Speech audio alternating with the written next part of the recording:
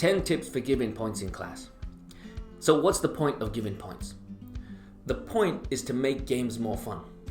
What's the point of the game? The game is to make practicing English or practicing the language more fun. It is not to see who's the best at the game.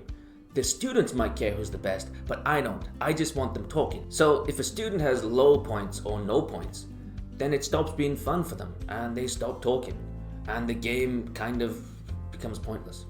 What I recommend is if a team has no answer, they get no points. If they give a bad answer or a wrong answer, they get 1 point or a short answer. If they give a good answer or a perfect answer, they get 2 points or 3 points. So the losing team is always getting points and the winning team is getting more points or more opportunity to get points. It keeps it more interesting for longer. Another way to do points is to use dice. Same idea, the winning team gets to roll 2 dice and the losing team gets to roll 1 dice. So there's a chance that the losing team gets more points, but it just keeps it more interesting. These are role-playing dice. So this is a 4-sided dice, 8, 12, 20. This is a 60-sided dice. So you could give these instead. So the losing team can roll a 4-sided dice. The winning team can roll an 8-sided dice. Someone does a super amazing answer, they can roll a 20-sided dice. Someone answers the meaning of life question, they can roll a 60 dice. Blocks. I use these Lego Duplo blocks instead of points. So you can see, instead of drawing on a whiteboard, these are the points. So which one is bigger? They get a point, they get a point. Keep going. Who's the winner? Who's the tallest? Or you can do towers.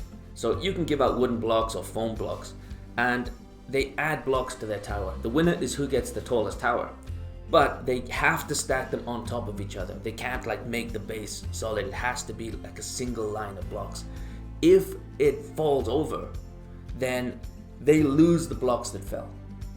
So the tallest is the winner, but a team can be doing really badly, but still win the game because the team that's doing amazing, their tower keeps falling over because it's actually getting too tall. Volcano.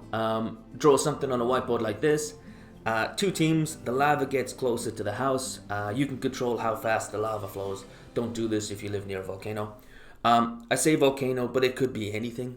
It could be a monster. It could be a spider coming closer.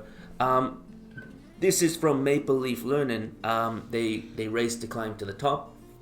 Basically, use your imagination. Whatever you think is going to be fun, whatever you think the students are going to enjoy. For virtual classrooms, for online classes, or if you have a big, fancy whiteboard that you can project things on, you can use these games from Happy Everyday English. I've been using this Wheel of Fortune one this last week, and it's really good. There's a bunch of others on his website that you can get. There should be a link in the description.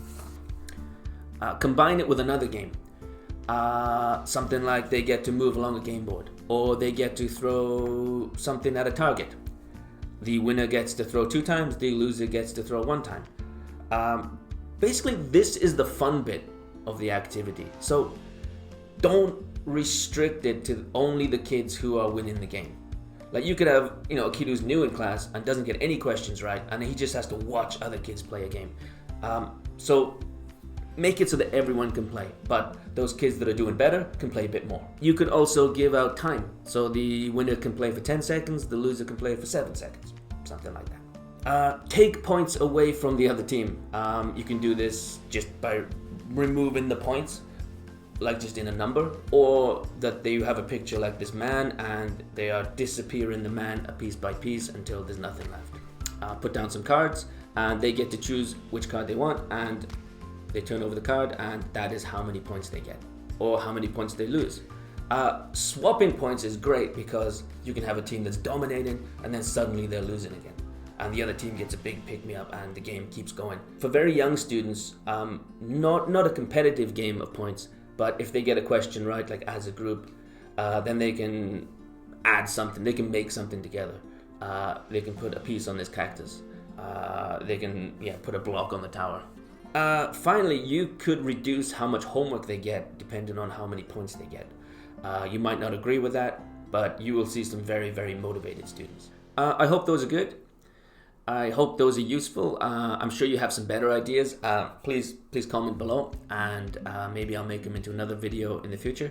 And again, please subscribe because it really helps our views, and the more people view, the more videos we make. So, thank you.